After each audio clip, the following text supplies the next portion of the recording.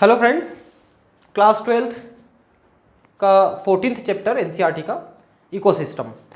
इसके पिछले second video में मैंने आपको इकोलॉजिकल पिरामिड्स और एनर्जी फ्लो बता दिया है। अब हम आगे इसमें बढ़ते हुए पढ़ने वाले हैं इकोलॉजिकल सक्सेशन। ये क्या चीज़ है देखिए, जैसे कोई बैरन लैंड है या कोई वाटर बॉडी है, उसमें धीरे धीरे ग्रीन प्लांट्स, वेजिटेशंस का ग्रो करना, ये इकोलॉजिकल सक्सेशन है जिनको अपन सीयर्स कहते हैं।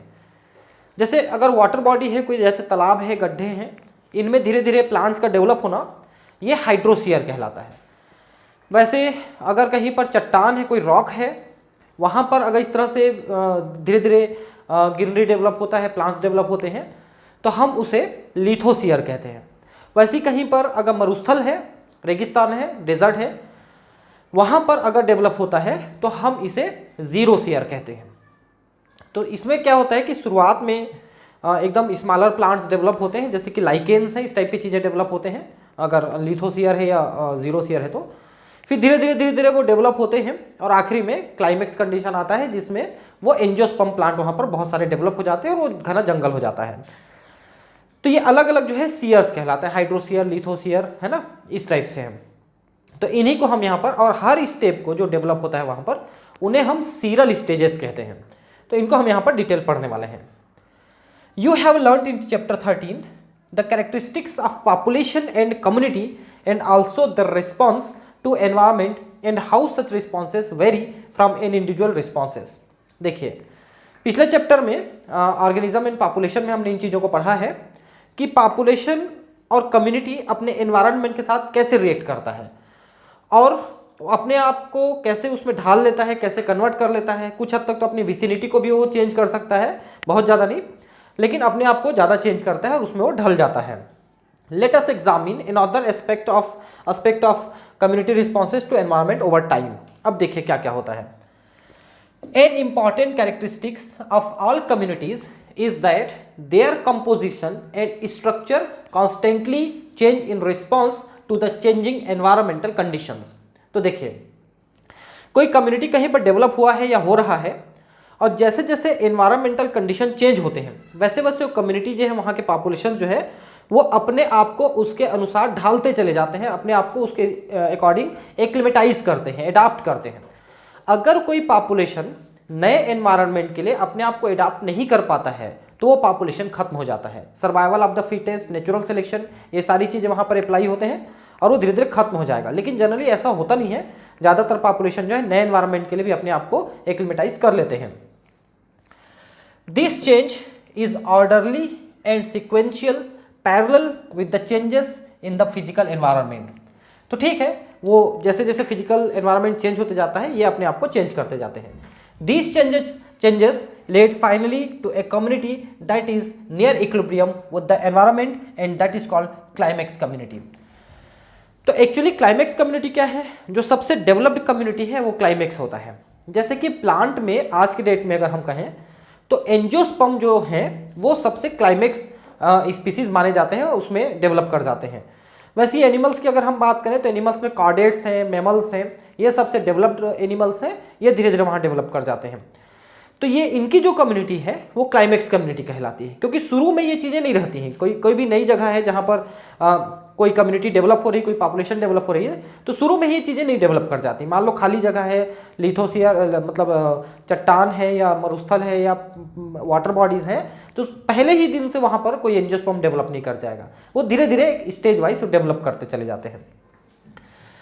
The gradual and fairly predictable change in the species composition of a given area is called ecological succession। ये देखिए, तो किसी एरिया में धीरे धीरे डेवलप होते चले जाना, शुरू में एकदम छोटे प्लांट्स जैसे लाइकेन्स वगैरह हैं, एल्गी वगैरह, ब्रायोफाइटा वगैरह, ये डेवलप करते हैं। फिर वो धीरे धीरे ब्रायोफाइटा से टेरिडोफाइटा, फिर जिम्नोस्पर्म, एंजियोस्पर्म, तो ये सैकड़ों हजारों सालों में होता है। तो यही होता है इकोलॉजिकल सक्सेशन। कहीं पर कोई कॉलोनी डेवलप हो जाती है। During succession, some species colonize an area and their population become more numerous, whereas populations of other species decline and even disappear। तो कई बार कुछ एरिया में कोई नए पॉपुलेशन आ जाते हैं, डेवलप कर जाते हैं, तो पुराने कुछ दूसरे पॉपुलेशन जो वहाँ पर खत्म भी हो जाते हैं। ऐसा भी होता है, मतलब चेंज होते चले जाते हैं। जैसे देखिए, शुरू में लाइकेन बना मान लो, लाइकेन ने थोड़ा सा वहाँ पर मिट्टी वगैरह डेवलप कर दिया, सॉइल डेवलप कर दिया, अब वहाँ पर ब्रायोफाइटा डेवलप होगा, तो ब्रायोफाइटा डेवलप होगा तो लाइकेन खत्म हो जाएंगे, लाइकेन वहाँ पर नहीं बचेंगे। फिर ब्रायोफाइटा ने थोड़ा सा और कंडीशन चेंज किया, अब वहाँ पर टेरिडोफाइटा डेवलप करने का कंडीशन आ गया, और जब टेरिडोफाइटा डेवलप कर जाएंगे तो ब्रायोफाइटा खत्म हो जाएंगे।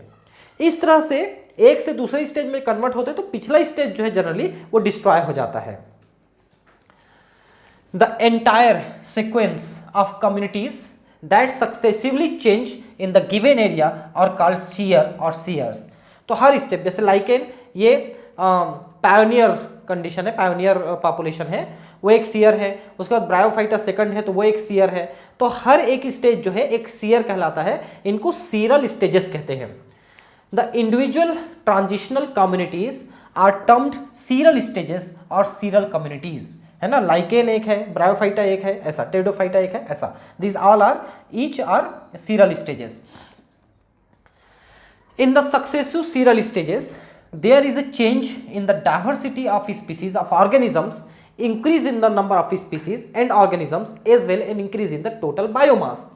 तो जैसे जैसे ये देखिए, in the successive seral stages, ध्यान रखेंगे यहाँ टर्म लिखा है सक्सेसिव का मतलब वो सक्सेस होते चले जा रहे हैं, एक के बाद एक आते चले जा रहे हैं, तो उन स्टेजेस के डेवलप होने से वहां पर आप देखिए there is change in the diversity of species, क्योंकि पहले लाइकेन फिर ब्रायो फिर टेरिडो ऐसा डेवलप होने, तो देखिए स्पीसीज चेंज हो जा रहे हैं ऑर्गेनिजम्स के, उनके नंबर बढ़ रहे हैं, क्योंकि जैसे जैसे वहां पर प्लांट डेवलप होते चले जाएंगे उनकी स्पीसीज बढ़ती चली जाएगी, उनमें जो एनिमल्स डेवलप हुए हैं साथ में उनकी स्पीसीज बढ़ती चली जाएगी, और टोटल बायोमास भी बढ़ती चली जाएगी, क्योंकि शुरू में ज़्यादातर प्लांट्स ही डेवलप करते हैं और उनके कारण से बायोमास धीरे धीरे वहाँ की बढ़ती चली जाएगी, और जब घना जंगल हो जाएगा तो उसके बायोमास बहुत ज़्यादा हो जाएगी जो पहले बिल्कुल जीरो थी। The present day communities in the world have come to because of succession that has occurred over millions of years since life started on the earth. पृथ्वी बनी 4.5 अरब साल पहले, 4.5 बिलियन ईयर्स एगो, है ना, आज से 4.5 अरब साल पहले पृथ्वी बनी। उसके 50 करोड़ साल बाद पृथ्वी में ओरिजिन ऑफ लाइफ की प्रोसेस शुरू हुई, फिर उसके 1 अरब बाद यानी आज से 3 अरब साल पहले तक वो प्रोसेस थोड़े से कॉम्प्लेक्स मॉलिक्यूल तक पहुंचा, और 2 अरब साल पहले जो है वो पहली बार कोई सेल जैसी चीज़ें डेवलप हो पाई। मतलब समझ लो कि 2 अरब साल लग गए पहली बार सेल बनने में, ठीक है। तो वहां से लेके अभी तक, मतलब 2 अरब साल से अभी तक जो है ये चीजें डेवलप होकर आज वाली स्थिति में पहुंची हैं, मतलब सारे प्लांट्स और animals. Actually succession and evolution would have been parallel processes at that time. तो सिंपल सी बात है, सक्सेशन एंड इवोल्यूशन, क्योंकि अगर वो किसी एरिया में सक्सेशन कर पा रहे हैं, डेवलप कर पा रहे हैं, तो फिर वो नए वातावरण में ढलते चले गए और धीरे धीरे उन नए स्पीसीज में कन्वर्ट होते चले गए, क्योंकि नए एटमॉस्फेयर के लिए अपने आप में बदलाव किए, और सैकड़ों हजारों पीढ़ियों बाद वो बदलाव इतना ज़्यादा हो जाता है वेरिएशन कि वो एक नई जनरेशन एक नई स्पीसीज में डेवलप हो जाता है। इसे इवोल्यूशन कहते हैं, development of new species evolution, है ना। तो इवोल्यूशन और सक्सेशन एक साथ चलते रहता है जैसे जैसे। ऐसा नहीं है कि आज हम क्लाइमेक्स कंडीशन में अपने आप को मान रहे हैं तो ऐसा नहीं है कि आगे और कोई डेवलपमेंट नहीं होगा, बिल्कुल होगा। आज से 1000-2000 पीढ़ी बाद अगर कोई स्टडी करेगा तो आज के ह्यूमन और तब के ह्यूमन और आज की बाकी स्पीसीज और तब की स्पीसीज में काफ़ी कुछ बदल चुके रहेंगे। हो सकता है वो और एडवांस चीज़ें डेवलप कर चुके रहें, या फिर कुछ चीज़ें कम भी हो सकती हैं। हमारे जो शरीर है उनमें कोई चीज़ें, कोई स्ट्रक्चर अनडेवलप्ड भी हो सकता है, कोई चीज़ ज़्यादा डेवलप्ड भी हो सकता है, जिसमें ब्रेन की जो है संभावना वो ज़्यादा डेवलप करने की है, लेकिन बॉडी की जो साइज है, हाइट है, उसके कम होने के चांसेस है। और ये जो छोटी उंगली पैर की है, लिटिल फिंगर पैर वाली, लिटिल टो, उसके गायब हो जाने का है चांस, है ना। तो ऐसे बहुत सारी चीज़ें हो सकती हैं फ्यूचर में। Succession is hence a process that starts in an area where no living organisms are there. तो सक्सेशन हम कहाँ पर कहेंगे? जहाँ पर पहले कोई एनिमल या प्लांट नहीं है, वहाँ पर डेवलप होने शुरू हुए। तो पहली बार एनिमल डेवलप नहीं होगा, पहली बार प्लांट डेवलप होगा। These could be areas where no living organisms ever existed, say bare rock। अब कहाँ कहाँ पर देखिए, कोई चट्टान है बड़ा सा, उसमें कोई वेजिटेशन वगैरह नहीं है, और in area that somehow lost all the living organisms that existed there। या कहीं पर पहले थे, किसी कारण से नष्ट हो गए। जैसे कि अभी आपने सुना होगा 2020 में हूँ मैं, अभी कुछ महीने पहले तक ऑस्ट्रेलिया के जंगल में आग लगी थी और ऑस्ट्रेलिया के ज़्यादातर एरिया के जंगल जल के नष्ट हो गए। तो वहाँ पर जो वेजिटेशन रहे हैं वो नष्ट हो गए, लेकिन अब उनमें दोबारा जो डेवलप करेंगे वो थोड़े जल्दी डेवलप हो जाएंगे। जैसे एकदम बेयर रॉक है, कहीं पर था ही नहीं, उनमें पहली बार डेवलप करेंगे तो हजारों साल लग जाएंगे। लेकिन पहले जहाँ पर थे नष्ट हो गए आग वाग से, बाढ़ वगैरह से, भूकंप से, लेकिन फिर उसमें डेवलप करेंगे तो जल्दी हो जाएगा। वो सेकेंडरी सक्सेशन कहलाता है, ये प्राइमरी सक्सेशन कहलाता है जब पहली बार कहीं पर होगा। तो या तो है ही नहीं या नष्ट हो गया है, दोनों कंडीशन में वहां पर नया चीज, नए मतलब वेजिटेशंस डेवलप होंगे, दैट इज कॉल्ड सक्सेशन। तो जहां पर थे ही नहीं वो वाला प्राइमरी सक्सेशन कहलाएगा, और जहां पर थे नष्ट हो गए दोबारा डेवलप कर रहे हैं वो सेकेंडरी सक्सेशन कहलाते हैं। जैसे जंगल में आग लगी, जंगल नष्ट हो गया, दोबारा जंगल बना तो सेकेंडरी। लेकिन कोई चट्टान है, कोई पहाड़ है, पहले कोई वेजिटेबल वहां पर प्लांट्स नहीं थे, उसमें पहली बार बन रहे हैं तो प्राइमरी होगा। Examples of areas where primary succession occurs are newly cooled lava। देखिए लावा क्या चीज है, ज्वालामुखी जो होता है वोल्केनो, उससे जो लिक्विड निकलता है, वो लिक्विड क्या है, वो पिघली हुई चट्टान है ना, वो निकलती है, बह करके कहीं पर जमा हो जाती है, वो कहलाती है ना कूल्ड लावा। अब उसमें वो तो बेयर है, अब उसमें सैकड़ों सालों में धीरे धीरे प्लांट डेवलप होंगे। बेयर रॉक चट्टाने हैं ये भी, है ना। न्यूली क्रिएटेड पॉन्ड, आपने आज के डेट में कोई पॉन्ड या कोई तालाब जैसे कोई बड़ी चीज, रिजर्वायर वगैरह कोई आपने बना दी है, उसमें अभी कोई प्लांट नहीं है, अब धीरे धीरे उसमें डेवलप करेंगे। तो ये सारी चीजें हैं जहां पर पहले कुछ भी नहीं थे। The establishment of a new biotic community is generally slow. तो शुरू में बनना बहुत धीमे होता है। Before a biotic community of diverse organisms can become established there must be soil. तो सबसे जरूरी चीज है वहां पर मिट्टी का होना। तो इन सभी चीजों में देखिए कि जो लावा है ये भी काफी ठोस होता है, काफी सॉलिड होता है। ग्रेनाइट अगर आपके घर में लगा होगा कहीं आसपास देखना, वो उसी से निकलता है, लावा से, जमे हुए लावा से। और ये जो बेयर रॉक है, चट्टाने हैं, ये भी हार्ड होती हैं, इनमें मिट्टी नहीं है। लेकिन पॉन्ड है, रिजर्वायर है, इसके नीचे जो जमीन है उसमें मिट्टी हो सकता है। तो इनमें सब में मिट्टी की आवश्यकता है, सॉइल की आवश्यकता है। Depending mostly on the climate, it takes natural processes several hundreds to several thousand years to produce fertile soil on bare rock. ये देखिए चट्टान में धीरे धीरे सॉइल के बनने के लिए सैकड़ों हजारों साल लगते हैं। और वो कैसे बनते हैं अभी हम बात करेंगे थोड़ा सा। सेकेंडरी सक्सेशन, जैसे जहां पर जंगल था, आग लगा, नष्ट हो गया, वहां पर दोबारा हुआ, वो सेकेंडरी सक्सेशन मैंने पहले बताया। Secondary succession begins in areas where natural biotic communities have been destroyed, such as in abundant farmlands, है ना, burned or cut forest lands that have been flooded। कौन कौन से हो सकते हैं? एक तो हो सकते हैं जहां पर पहले खेती होती थी, अब वो छोड़ दी गई, खेती नहीं हो रही है, वो खाली जगह है, लेकिन चूंकि उसमें प्लांट उग चुके हैं, है ना। कटा हुआ या जला हुआ जंगल है, या फिर जहां पर बाढ़ आया, सब कुछ बह गया, तो वो जगह खाली हो गया। यहां पर थे पहले, अब नहीं है, लेकिन दोबारा होंगे, जल्दी हो जाएंगे। सिंस सम सॉइल और sediment is present, succession is faster than the primary succession. तो पहले से मिट्टी है वहां पर, इसलिए जल्दी सक्सेशन होगा। एक दूसरा कारण और भी है, देखिए मैं आपको बताता हूं। जैसे जंगल है, जंगल में आग लगी, जंगल नष्ट हो गया, तो नष्ट क्या होगा आग में? जो मिट्टी के ऊपर के पार्ट हैं प्लांट के, वो नष्ट हो गए। मिट्टी के नीचे जो हैं अंडरग्राउंड, वो नष्ट नहीं होते हैं। अब बहुत सारे ऐसे प्लांट होते हैं जिनमें अंडरग्राउंड राइजोम्स होते हैं, कॉर्म्स होते हैं, ट्यूबर्स होते हैं, है ना। तो ये तो नष्ट नहीं होते हैं, और ये दोबारा जर्मिनेट कर लेते हैं और दोबारा प्लांट बन जाते हैं। तो जले हुए जंगल में या बाढ़ से नष्ट हुए जंगल में दोबारा प्लांट जो है जल्दी डेवलप कर जाते हैं, क्योंकि वो अंडरग्राउंड पार्ट्स जो हैं वो बचे रहते हैं, वो जल्दी जर्मिनेट कर जाते हैं। जैसे अभी ऑस्ट्रेलिया के जंगल नष्ट हो गए हैं, अब अगले 40-50 सालों में ही वहां दोबारा जंगल तैयार हो जाएगा। अगर वहां की गवर्नमेंट थोड़ी और प्रयास करेगी तो थोड़ी सी जल्दी भी हो सकती है।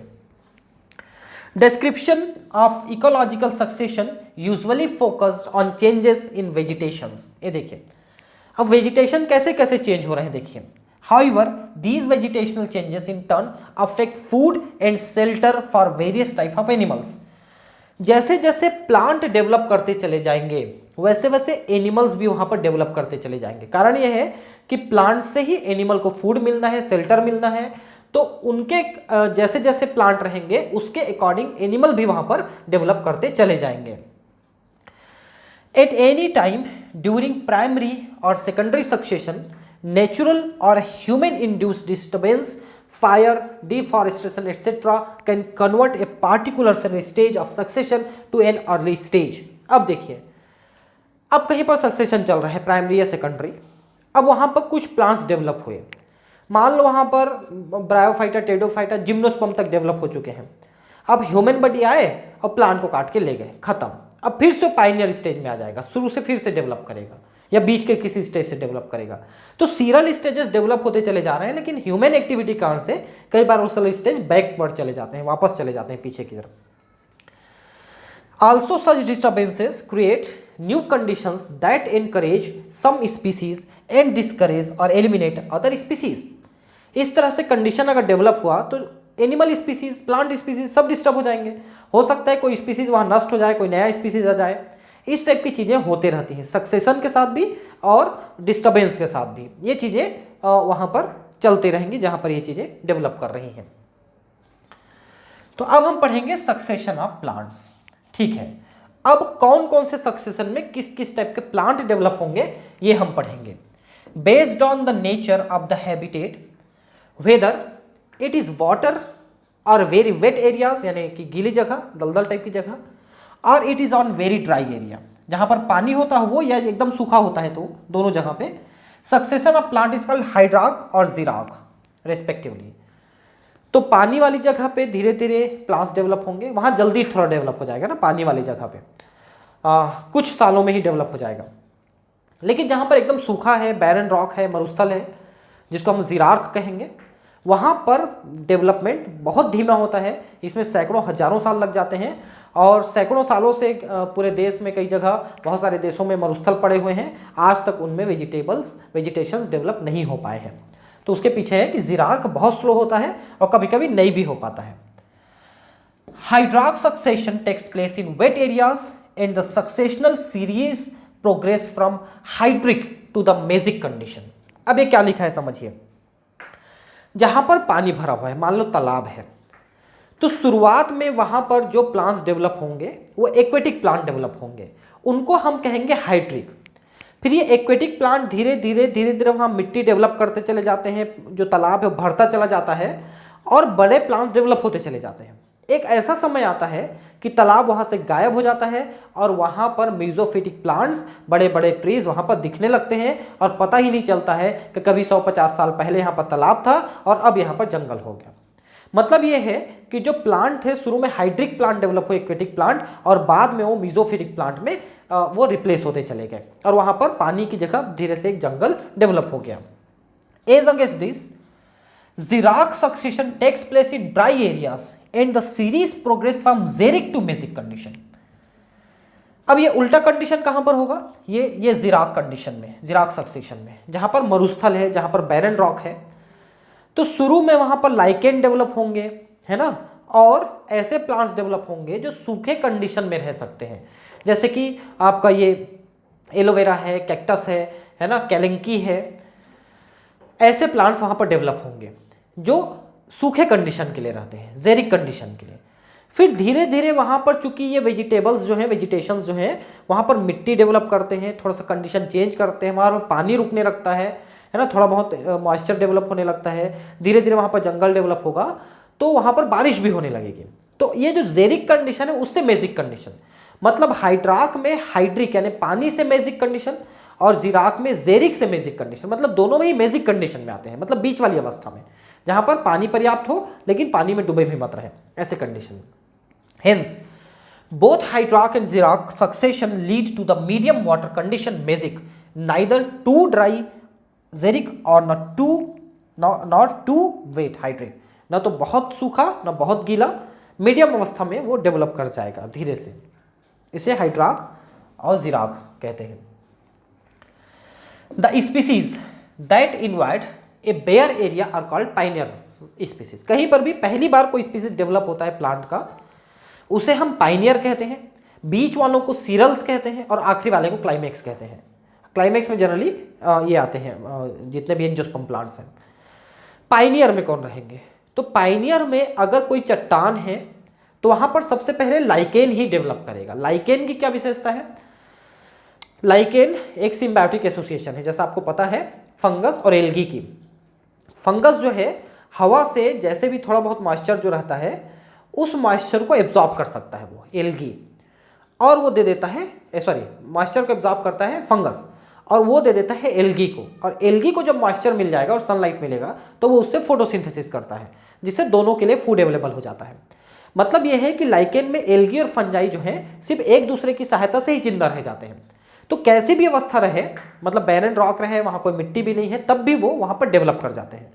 फिर धीरे से जैसे कि ये एक प्रकार के एसिड को सिक्रीट कर देते हैं और एसिड के कारण से वहाँ पर चट्टान की मिट्टी थोड़ी सी घुल के निकल आती है और वहाँ पर थोड़ी सी मिट्टी, थोड़ी सी सॉइल डेवलप हो जाती है, जिसमें अब ब्रायोफाइटा डेवलप कर सकते हैं।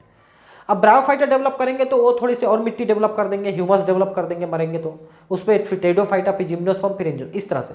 तो शुरू वाला पाइनियर, बीच वाले सीरल्स, जैसे शुरू में लाइकेन वो पाइनियर है, सीरल्स में कौन कौन आएंगे? ब्रायोफाइटा, टेडोफाइटा, जिम्नोस्पर्म, और क्लाइमेक्स में कौन आएगा? वो एंजियोस्पर्म आएंगे।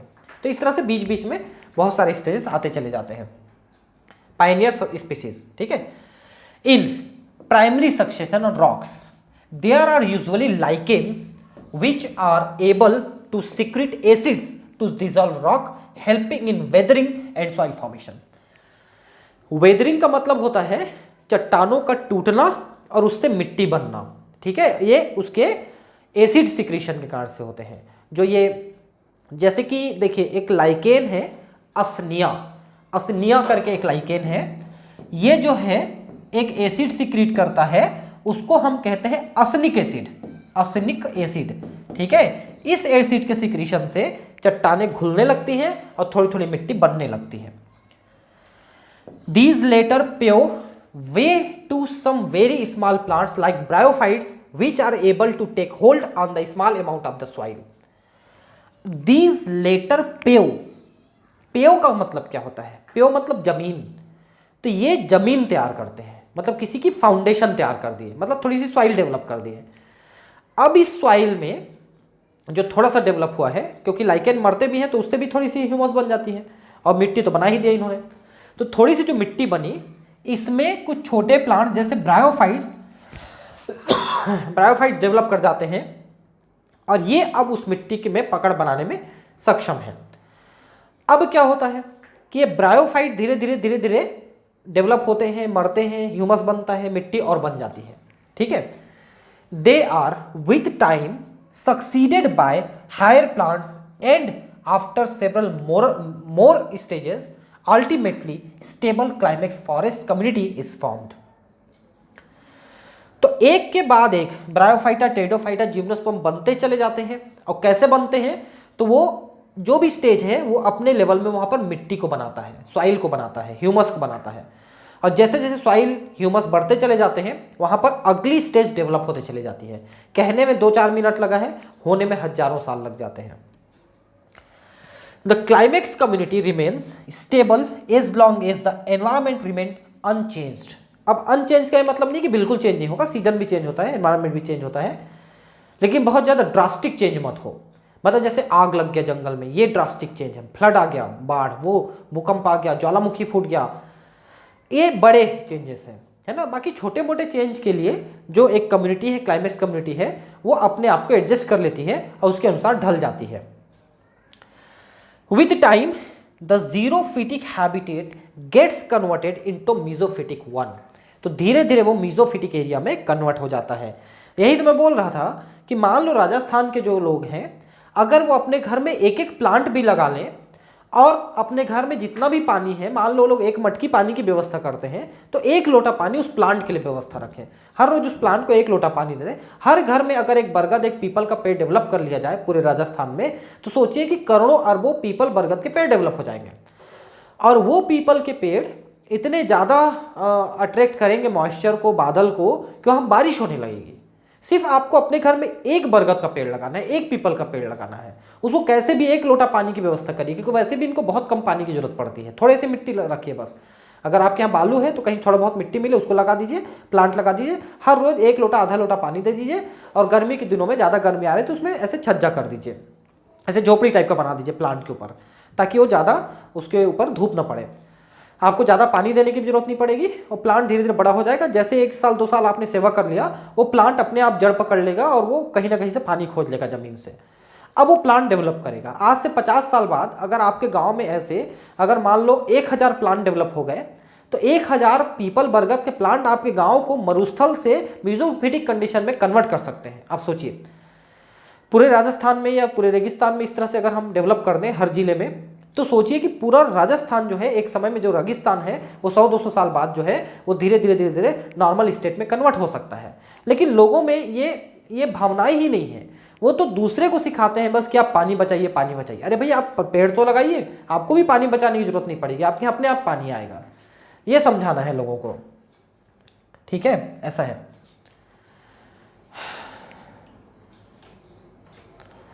इन प्राइमरी सक्सेशन इन वाटर, अब वाटर में देखते हैं।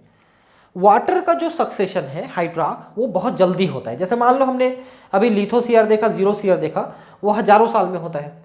लेकिन अगर आपने तालाब को ऐसे खुला छोड़ दिया तो बहुत ज़्यादा नहीं, 100-150 साल में वो धीरे धीरे जंगल में कन्वर्ट हो जाएगा। The pioneer are small phytoplanktons which are replaced by the time by rooted submerged plant. सबसे पहले फाइटोप्लैंक्टन डेवलप किए, तैरने वाले छोटे छोटे प्लांट्स, ठीक है, जैसे यूनिसेलुलर मल्टीसेलुलर एल्गी टाइप की चीज़ें। अब वो जो है साथ में अब धीरे धीरे वो मरे, थोड़े से मिट्टी थोड़ी सॉइल और डेवलप हुआ, धीरे धीरे वहाँ पर थोड़े बड़े प्लांट्स डेवलप हुए। तो ऐसे प्लांट डेवलप हुए जो पानी में तैरते भी हैं और थोड़े डूबे हुए भी थे, लेकिन रूटेड प्लांट है, रूट है उसमें, जमीन से नहीं जुड़ा है लेकिन रूट है, ठीक है। तो रूटेड और सबमर्ज्ड प्लांट। फिर नेक्स्ट है rooted floating angiosperms followed by free floating plants. Then अब धीरे धीरे फ्लोटिंग, देखिए सबसे पहले रूटेड सबमर्ज्ड जो है, रूटेड मतलब जमीन में जुड़े हुए और वो डूबे हुए पहली बार। फिर उसके बाद रूटेड फ्लोटिंग एंजियोस्पर्म, नीचे भी जुड़े हुए हैं लेकिन वो ऊपर भी उठ गए, पानी के ऊपर उठ गए। देखिए मतलब नीचे से ऊपर, जैसे कमल है नीचे भी जुड़ा रहता है, पानी के ऊपर निकला रहता है। Followed by free floating plants जो पानी में तैरते रहते हैं, जैसे आपका पिस्टिया है, या फिर जैसे कि और भी बहुत सारे प्लांट्स हैं इसमें जो एक्वेटिक प्लांट्स हैं। Then reed swamp, reed swamp क्या होंगे, जो थोड़े से किनारे किनारे में पानी कम हो जाता है, धीरे धीरे पानी उड़ रहा है ना भाप बन के, पानी कम हो रहा है तो कम पानी में जो डेवलप कर रहे हैं वो रीड स्वैम्प है। मार्स मीडो, अब थोड़ा सा दलदल कीचड़ जैसा बचा, उसमें जो डेवलप किया वो मार्स मीडो है। Shrub and finally the trees, पानी कम होता चला गया और प्लांट डेवलप होते चले गए। यहां पर ध्यान रखेंगे मार्स मीडो जो कीचड़ टाइप का दलदल टाइप का बचा, बस पानी लगभग खत्म, उसमें उससे पहले रीड स्वैम्प पानी है लेकिन कम पानी है, वो रीड स्वैम्प। उसके बाद श्रब एंड श्रब है, ये थोड़ा सा स्पेलिंग गलत छप गया, एंड फाइनली ट्री, धीरे धीरे झाड़ी और फिर ट्री, तब तक पानी गायब, तालाब गायब, वहां पर जंगल बन गया, ऐसा है। The climax again would be forest, तो अब वो फॉरेस्ट हो गया। With the time the water body is converted into land, simple सी बात है। आगे हम इसकी एक फिगर भी देखेंगे, ये देखिए, ठीक है। सबसे पहले क्या क्या हो रहा है, देखिए ये प्लांट जो है यहाँ पर ठीक से दिख नहीं रहा है, ऊपर में छोटे छोटे छोटे छोटे प्लांट यहाँ पर पानी में तैर रहे हैं, जिनको अपन फाइटोप्लैंक्टन्स कहते हैं। फिर देखिए सबमर्ज्ड रूटेड प्लांट्स, नीचे जुड़े हुए हैं, देखिए पानी के नीचे, ये पानी का लेवल यहाँ तक है, ये जुड़े हुए हैं, ठीक है। उसके बाद फ्री फ्लोटिंग भी आ गए, रूटेड प्लांट तो ही है, फ्री फ्लोटिंग भी आ गए, है ना। उसके बाद देखिए उधर आ जाइए, इसके बाद वो उधर जाएगा, ये डी, ये सी वाला है, अब ये D read swamp. Reed swamp में क्या हो गया, पानी थोड़ा और कम हो गया, मतलब पानी का लेवल जो है काफी घट चुका है ना, तो ये रीड स्वैम्प है। मार्स मीडो में खाली दलदल बचा नीचे में, कीचड़, रीड स्वैम्प। उसके बाद श्रब, ये स्क्रब ही है, श्रब नहीं स्क्रब है। स्क्रब का मतलब होता है मीडियम साइज के प्लांट यहाँ पर डेवलप करेंगे, ठीक है। उसके बाद फिर ये फॉरेस्ट है, आप देख सकते हैं पूरा घना जंगल हो गया। तो इसी चीज को वहां पर ये बताया है फिगर में, ठीक है। In secondary succession the species that invade depend on the condition of the soil, availability of the water, the environment is also the sheets or other propagules present, ठीक है। अभी तो हमने प्राइमरी सक्सेशन पढ़ा जहाँ पर कभी नहीं थे, अब हम सेकेंडरी सक्सेशन देख रहे हैं कि मान लो पहले कभी थे, जैसे कि खुला छोड़ दिया गया, खाली छोड़ दिया गया खेतों को, उसमें या जल गया जंगल या बाढ़ में बह गया, ऐसे जगहों पे हम देखते हैं। अब वहाँ पर कैसे डेवलप होंगे, किन बातों पे डिपेंड करेंगे। एक तो पहली बात कि वहाँ पर पहले से जो शीट्स या प्रोपिग्यूल बचे हुए हैं ज़मीन के अंदर, उन पे डिपेंड करेगा। दूसरा कि वहाँ पर जो स्पीसीज पहुँच रहे हैं किसी प्रोपिग्यूल या शीट के फॉर्म में, उन पे डिपेंड करेगा। वहाँ पर सॉइल कैसा बचा है, वाटर है कि नहीं, एनवायरनमेंट कैसा है, क्या वहाँ पर परमाणु बम फोड़ दिया है तो फिर डेवलप नहीं करेंगे, ऐसा। ठीक है, since soil is already there the rate of succession is much faster and hence climax is also reached more quickly. तो ऐसे जंगल जो जल गए हैं या बह गए हैं या खेत छोड़ दिए गए हैं, तो उनमें जो है क्लाइमेक्स कंडीशन आने में कुछ 100 साल ही लग सकते हैं या 100 साल से भी कम ही लग सकते हैं, और बहुत जल्दी वहाँ पर जंगल डेवलप कर सकता है, जैसा कि अब ऑस्ट्रेलिया में होने वाला है कि अगले 100 साल में वो जंगल फिर से डेवलप कर जाएंगे। What is important to understand is that succession, particularly primary succession, is very slow process, taking maybe thousands of the years for the climax to be reached. Another important fact is to understand that all succession, whether taking place in water or land, proceeds to a similar climax community, the Mesic condition. तो जेरिक है तो भी magic और hydric है तो भी magic, इधर से इधर या इधर से इधर बीच में ही आएंगे। और जैसा कि इसने कहा कि जेरिक या लिथोसियर जो है वो बहुत धीमे होता है, लेकिन मैं आपको बताऊँ तो हाइड्रोसियर बहुत जल्दी होता है, चाहे प्राइमरी हो या सेकेंडरी हो। हाइड्रोसियर में जल्दी हो जाएगा, तालाब जो है जल्दी जंगल में बदल सकता है, क्योंकि यहाँ पर एनी हाउ पानी है ना, तो पानी की उपस्थिति के कारण से प्लांट जल्दी डेवलप करते हैं। जबकि जो सूखे जगह है जेरिक कंडीशन, वहाँ पर पानी नहीं है, इसी कारण से वहाँ पर रहने वाले प्लांट्स को बहुत ज़्यादा स्ट्रगल करना पड़ता है और वो बहुत धीमे डेवलप कर पाते हैं। अब है न्यूट्रिएंट साइक्लिंग। ठीक है, तो बहुत सारे न्यूट्रिएंट्स हैं जिनकी साइकिल चलती है, जैसे कार्बन साइकिल है, नाइट्रोजन साइकिल है, फास्फोरस साइकिल है, वाटर को भी ले सकते हैं, वाटर साइकिल है, जिसको है ना इसमें हम पढ़ने वाले हैं। You have studied in class 11th that organisms need a constant supply of nutrients to grow, reproduce and regulate various body functions. तो किसी भी ऑर्गेनिज्म को, चाहे प्लांट हो या एनिमल हो, उनको लगातार न्यूट्रिएंट की आवश्यकता पड़ती है। प्लांट्स अपने जो इनऑर्गेनिक न्यूट्रिएंट हो जमीन से एब्जॉर्ब करते हैं, सनलाइट लेते हैं, CO2 लेते हैं और पानी की सहायता से वहाँ पर बना लेते हैं फूड मटेरियल। लेकिन जो एनिमल्स हैं वो डायरेक्टली इनडायरेक्टली प्लांट को ही खा करके अपने नीड, अपनी एनर्जी, अपने न्यूट्रिएंट की रिक्वायरमेंट की पूर्ति करते हैं। The amount of nutrients such as carbon, nitrogen, phosphorus, calcium, etc. present in the soil at any given time is referred to as standing state. तो सॉइल में ये जो मिनरल्स हैं CNPC, ये सब चीज़ें जो हैं, Ca कैल्शियम है ना, ये सब चीज़ें जो है स्टैंडिंग स्टेट कहलाता है। इससे पहले मैंने वीडियो में आपको एक स्टैंडिंग क्रॉप बताया था। स्टैंडिंग क्रॉप का मतलब खड़ी फसल, वो नहीं है कि आप एक फसल लगाए खड़ी हो गई, वो स्टैंडिंग क्रॉप वो नहीं कह रहे थे। वहाँ पर स्टैंडिंग क्रॉप का मतलब था कि किसी भी ट्रॉफिक लेवल में जो बायोमास इकट्ठा हो रहा है, जो बन रहा है, वो स्टैंडिंग क्रॉप कहलाता है। प्लांट है तो प्लांट, नहीं तो फिर कंज्यूमर्स, वो जितने उनके शरीर में बायोमास रहेगा वो स्टैंडिंग क्रॉप कहला रहा था। यहाँ पर स्टैंडिंग स्टेट का मतलब है कि कितना मिनरल सॉइल में अवेलेबल है। ठीक है, अब सॉइल पे डिपेंड करेगा कि उसमें कितने मिनरल है। It varies in different kinds of ecosystem and also on the seasonal basis. और ये जो न्यूट्रिएंट है कम ज़्यादा भी होते रहते हैं सीजनल वाइज। और दूसरा कि कौन सा इकोसिस्टम है ना, मरुस्थल है कि मेजिक है कि ट्रॉपिकल रेन फॉरेस्ट है। सबसे ज़्यादा न्यूट्रिएंट जो है ट्रॉपिकल रेन फॉरेस्ट के ज़मीन में रहता है, क्योंकि लगातार प्लांट एनिमल मर मर करके मिलते रहते हैं मिट्टी में, उससे नई सॉइल, नई ह्यूमस बनती रहती है और उसमें पर्याप्त मात्रा में न्यूट्रिएंट रहते हैं। लेकिन जो मरुस्थल है, बालू है, रेत है, वहाँ पर बिल्कुल न्यूट्रिएंट नहीं रहते, इसलिए प्लांट वहाँ पर डेवलप जल्दी से नहीं कर पाते हैं। What is important is to appreciate that nutrients which are never lost from the ecosystem, rather they are recycled time and again indefinitely. ठीक है, तो जो न्यूट्रिएंट्स हैं ये कभी बनते नहीं हैं, कभी खत्म नहीं होते, सिर्फ रिसाइकल किए जाते हैं। सिर्फ एनर्जी एक ऐसी चीज़ है जिसकी रिसाइकलिंग नहीं होती। वो सनलाइट से आता है, अंतरिक्ष में रेडिएट कर जाता है, उसकी साइक्लिंग नहीं होती, वो लगातार आ रहा है। लेकिन बाकी जो न्यूट्रिएंट है, कोई भी चीज़ है, वो धरती पर सिर्फ रिसाइकल कर रहा है, वो ना कहीं जाता है ना कहीं से आता है। The movement of the nutrient elements through the various components of the ecosystem is called nutrient cycling. वही है, बस साइकिल चल रहा है उनका, है ना, एक से दूसरे में जाते रहते हैं, निकलते रहते हैं। Another name of nutrient cycling is biogeochemical cycle. क्यों? क्योंकि बायोलॉजी में मतलब एनिमल्स प्लांट्स में घुसता है, एंटर करता है, वो जमीन से आता है, जाता है, और केमिकल के फॉर्म में आता जाता है। तो बायोजियोकेमिकल साइकिल है ना, बायो मतलब लिविंग, जियो मतलब रॉक, एयर, वाटर, ठीक है, और chemical. Nutrient cycles are of two type, gaseous and sedimentary.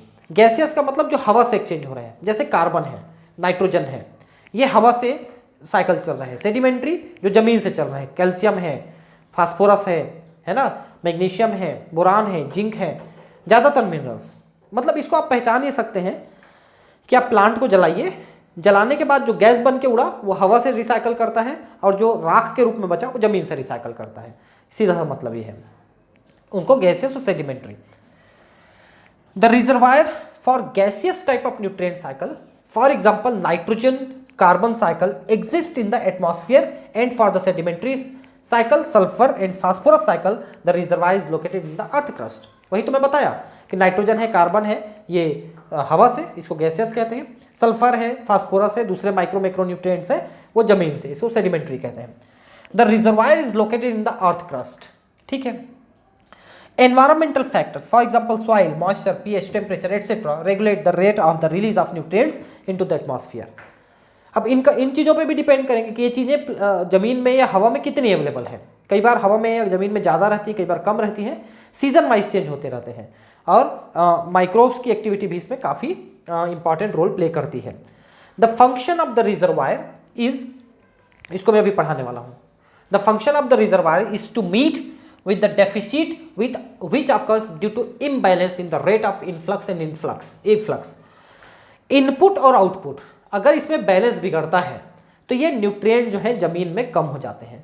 जैसे मान लो आपने कोई फसल लगाई, फसल ने बहुत सारे न्यूट्रिएंट एब्जॉर्ब कर लिया, आप फसल को काट के ले गए, वो वहीं पर सड़ के मिल जाता तो न्यूट्रिएंट वापस मिल जाता उसको, लेकिन आपने फसल काट के ले गए और दूसरी जगह यूज़ कर लिया, अब वहाँ पर कहाँ से आएगा, तो इसलिए वहाँ पर डेफिशिएंट हो गया। अब वहाँ पर आपको दूसरा फर्टिलाइजर आपको मिलाना पड़ेगा। मान लो आपने एक प्लांट उगाया, उसको वहीं मरने दिया, वहीं सड़ने दिया, तो सड़ करके वापस वो न्यूट्रिएंट साइकिल उसे मिल जाएंगे, तो आपको दोबारा देने की जरूरत नहीं पड़ती। तो इसीलिए कई लोग ग्रीन मेन्योर तैयार करते हैं। ग्रीन मेन्योर में क्या करते हैं, कुछ ऐसे प्लांट्स लगा देते हैं खाली जमीन में जिनमें रूट नोड्यूल्स वगैरह भी रहते हैं, और उनको जो है बड़े होने पर उसको हल चला के दबा देते हैं, पानी छिड़क देते हैं, अंदर अंदर सड़ जाते हैं वो। तो रूट नोड्यूल के कारण से नाइट्रोजन भी बढ़ जाता है, और सड़ने के कारण से दूसरे न्यूट्रिएंट भी वहाँ पर वापस रिसाइकल कर जाते हैं, तो वो जो ज़मीन की जो फर्टिलिटी है वो बहुत ज़्यादा बढ़ जाती है। You have made detail study of nitrogen cycle in class 11। देखिए हमने इसको पढ़ा था मिनरल न्यूट्रिशन में, आपको ध्यान होगा मिनरल न्यूट्रिशन में हमने नाइट्रोजन साइकिल को बहुत तरीके से पढ़ा कि कैसे नाइट्रोजन जमीन में पहुंचता है हवा से। तो नाइट्रोजन फिक्सेशन के द्वारा, नाइट्रिफिकेशन के द्वारा, है ना, ये जो थंडरबोल्ट है उसके द्वारा नाइट्रोजन जमीन में पहुंचता है। जमीन से उसको प्लांट लेते हैं, किसी भी रूप में लेते हैं, लेकिन उसको एनहाउ अमोनियम आयन में कन्वर्ट करते हैं और उसको अपने मेटाबॉलिज्म में यूज़ करते हैं, जिससे बहुत सारी चीज़ें बनती हैं, अमीनो एसिड है, न्यूक्लियोटाइड्स हैं, डीएनए, आरएनए, सब चीज़ें बनते हैं। फिर वो प्लांट में डेवलप करके फिर एनिमल में भी चले जाते हैं, या फिर माइक्रोब्स के द्वारा डिकम्पोज होकर वापस सॉइल में जाते हैं। तो इस तरह से हमने नाइट्रोजन साइकिल डिटेल पढ़ा है। यहाँ पर हम कार्बन और फास्फोरस साइकिल को पढ़ेंगे, ठीक है। इससे पहले यहाँ पर एक फिगर है, इसको हम देख रहे थे, simple model of carbon cycle. तो चूंकि हम अभी कार्बन साइकिल और फास्फोरस साइकिल पढ़ने वाले हैं, तो देखिए इकोसिस्टम में कार्बन साइकिल, तो इसको पहले पेज में लगा दिया है गलती से, तो अब मैं दिखा देता हूँ आपको कि कार्बन साइकिल कैसे चलता है। देखिए कार्बन साइकिल जो है हवा में CO2 से और ये पेड़ों में ये आना जाना चलते रहता है।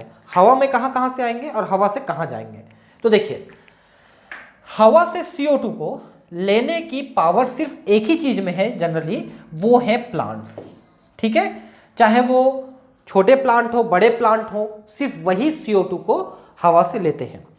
बहुत कम ऐसा CO2 होता है यहाँ पर, हाँ ये दिया है, बहुत कम ऐसा CO2 होता है जो पानी में घुल जाता है। बड़े बड़े तालाब हैं, बड़े बड़े महासागर हैं, उसके पानी में घुलते हैं, और पानी में घुल करके फिर वो मिलते हैं प्लांट्स को, या फिर बड़े बड़े चट्टाने कार्बन की बन करके। देखिए यहाँ पर जैसे लिख रहा है, ये देखिए इधर देखिए, है ना, photosynthesis in aquatic food chain. ये देखिए CO2 इन वाटर, है ना, और फोटोसिंथेसिस हुआ और वो मरे तो ये देखिए कैल्केरियस सेडिमेंट है ना, जो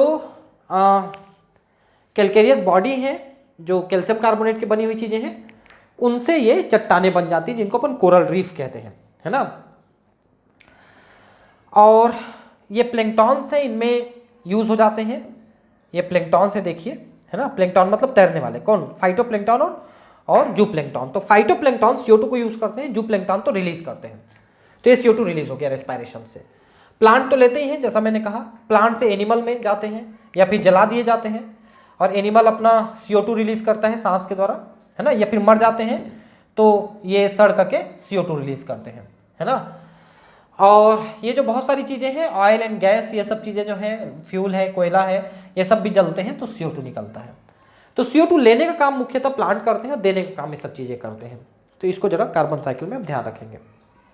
carbon cycle, when you study the composition of living organisms, carbon constitute 49% of dry weight of organisms and is next only to water. देखिए, अगर हम फ्रेश वेट लेते हैं तो फ्रेश वेट का 70% के आसपास वाटर है लगभग हर ऑर्गेनिज्म में।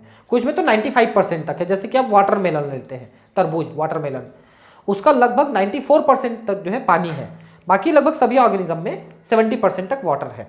अब 70% वाटर को निकाल दीजिए, अब जो 30% ड्राई वेट बचा, उस ड्राई वेट का करीब आधा सिर्फ कार्बन का बना हुआ। ये देखिए 49% of dry weight is of carbon.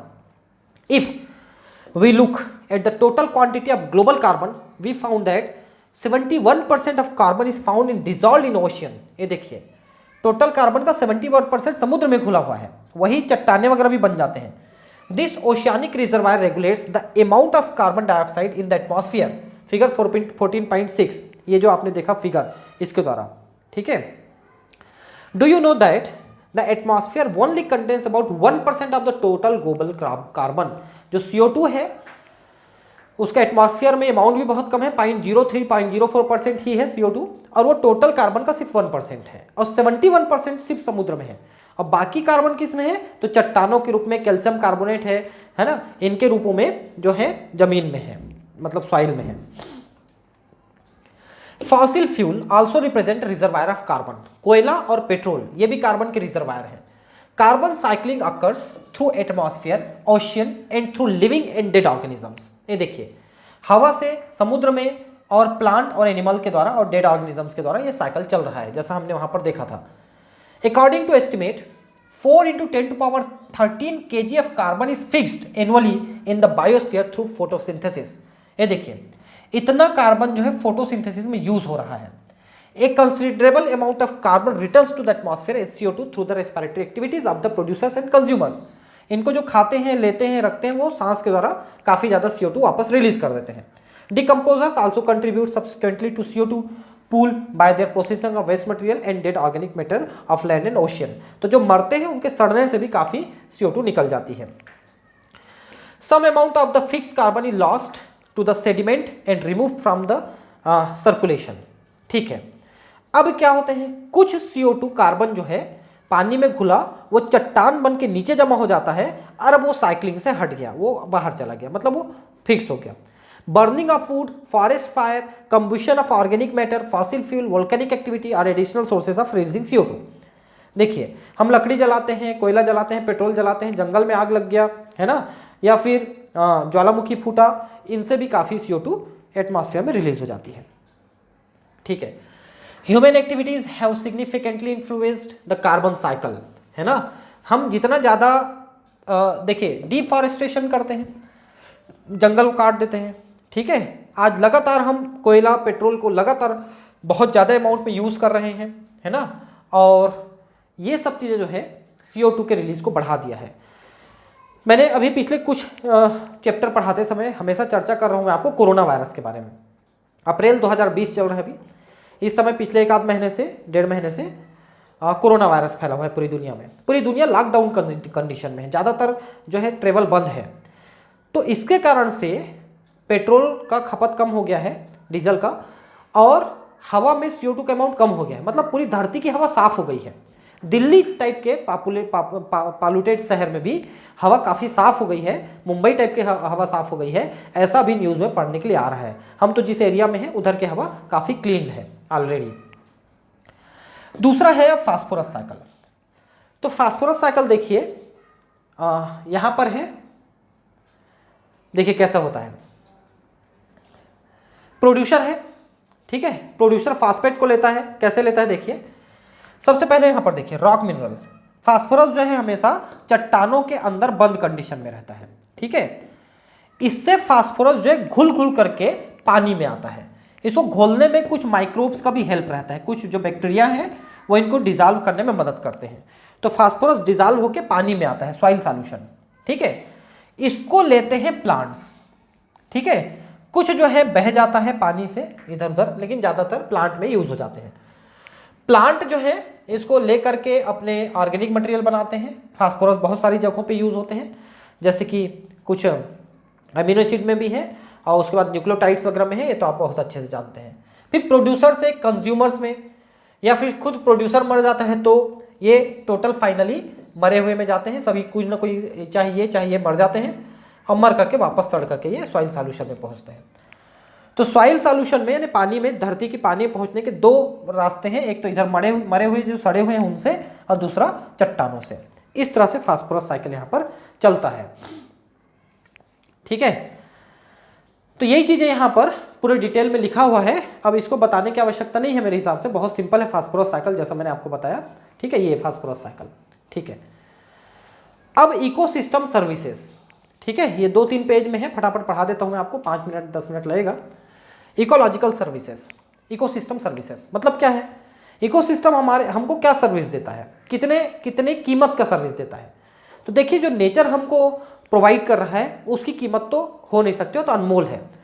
फिर भी हम जो चीज़ें मार्केट में जिस कीमत में मिलते हैं चीज़ें, जैसे ऑक्सीजन मिलती है सिलेंडर में, ऐसी चीज़ों को लेकर के अगर हम कीमत निकालें तो ये कीमत जो है इतनी ज़्यादा हो जाती है जितने की जो है पूरे धरती में जितने देश हैं सबका जो बजट होता है साल भर का, उसका भी कई गुना ज़्यादा ये सर्विस देते हैं।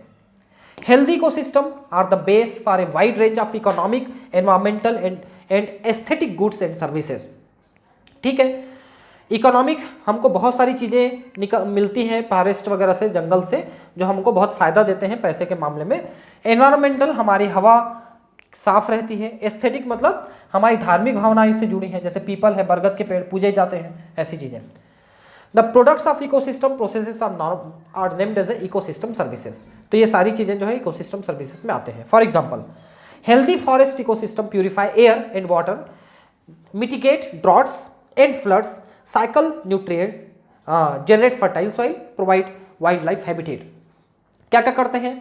हवा को, पानी को साफ करते हैं, है ना, सूखे को रोकते हैं, बाढ़ को रोकते हैं, न्यूट्रिएंट की साइक्लिंग करते हैं, ये कार्बन फास्फोरस जो आपने देखा है ना, फर्टाइल सॉइल बनाते हैं, वाइल्ड लाइफ हैबिटेट मतलब जानवरों को घर देते हैं, मेंटेन बायोडाइवर्सिटी, तरह तरह के हैं, पॉलिनेट क्रॉप्स, ठीक है, पॉलिनेशन करते हैं, provide storage site for carbon and also provide aesthetic, cultural and spiritual value. ये सब धार्मिक भावनाएं हैं। बहुत सारे पेड़ पौधे लोगों की धार्मिक भावनाओं के साथ जुड़े हुए हैं, लोग उनकी पूजा करते हैं, उनके साथ अपने उत्सव मनाते हैं।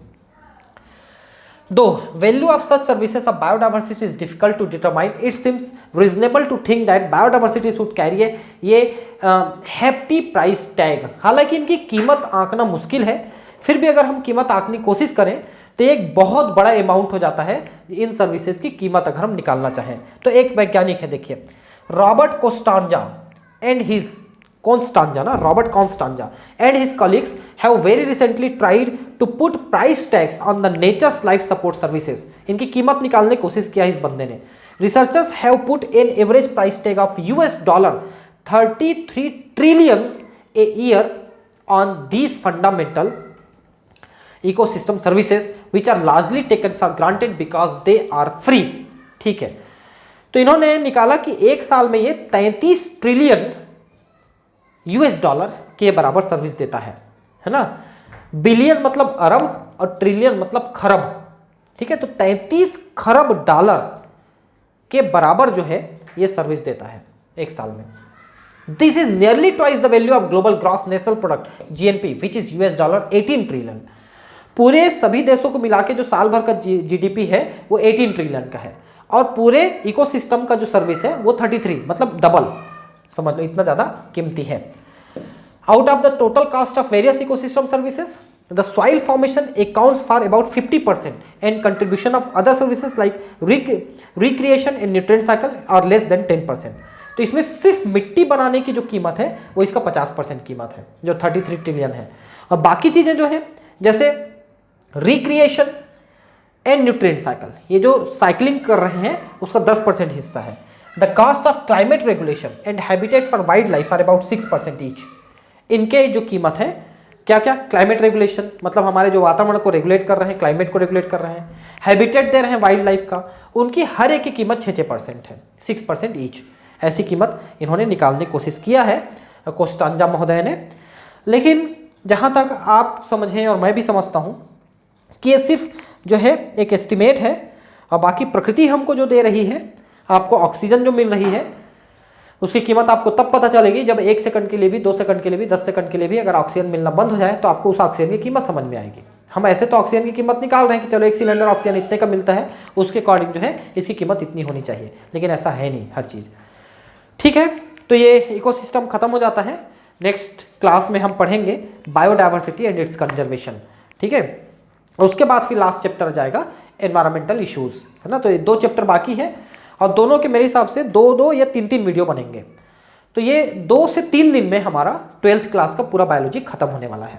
ठीक है, इसके बाद मैं आपको बता दूं कि मैं इसमें कुछ क्वेश्चन आंसर तो आगे कराते रहूँगा बीच बीच में बायोलॉजी में, लेकिन मैं शुरू कर रहा हूँ केमिस्ट्री, है ना। चूँकि मैं केमिस्ट्री भी पढ़ाता हूँ तो अब मेरे पास समय बचेगा, तो मैं केमिस्ट्री शुरू कर रहा हूँ। तो केमिस्ट्री के जो है एनसीईआरटी को मैं पढ़ाऊँगा, उसके 2 अलग अलग चैनल बना रहा हूँ मैं, एक हिंदी का एक इंग्लिश का। हिंदी में पूरे एनसीईआरटी, हिंदी में जो है एनसीईआरटी उसको मैं इसे पेस्ट करके उसको पढ़ाऊंगा, और इंग्लिश वाले में इंग्लिश को पेस्ट करके पढ़ाऊंगा। पढ़ाने का तरीका यही रहेगा, मतलब मिक्स लैंग्वेज रहेगा दोनों में, लेकिन हिंदी मीडियम वालों को थोड़ा सा अलग कर रहा हूँ मैं, क्योंकि उनको इंग्लिश में पढ़ने में थोड़ी दिक्कत हो रही है। मुझे कई बार मैसेज मिला है बच्चों का, तो मैं हिंदी मीडियम का अलग चैनल बनाने वाला हूँ। आगे चल के मेरे पास समय रहेगा, थोड़ा सा बायोलॉजी का भी मैं हिंदी का अलग चैनल बना करके पूरी बायोलॉजी भी हिंदी में पढ़ाऊंगा अलग से। ठीक है, तो मिलते हैं फ्रेंड्स, आप मेरे साथ जुड़े रहें, और मैं आपको अपडेट देते रहूँगा कि कब मेरा चैनल चालू हो रहा है केमिस्ट्री का। वैसे तो मेरा चैनल बना हुआ है केमिस्ट्री का, दोनों चैनल बना हुआ है, लेकिन उसमें चूंकि मैं काम नहीं कर पाया बहुत दिन से समय अभाव के कारण से, अब मैं उसमें काम शुरू करने वाला हूँ 4-5 दिनों के अंदर, जैसे ही मेरा ये बायोलॉजी खत्म होगा। ठीक है फ्रेंड्स, मिलते हैं अगले क्लास में, है ना। Thank you, bye.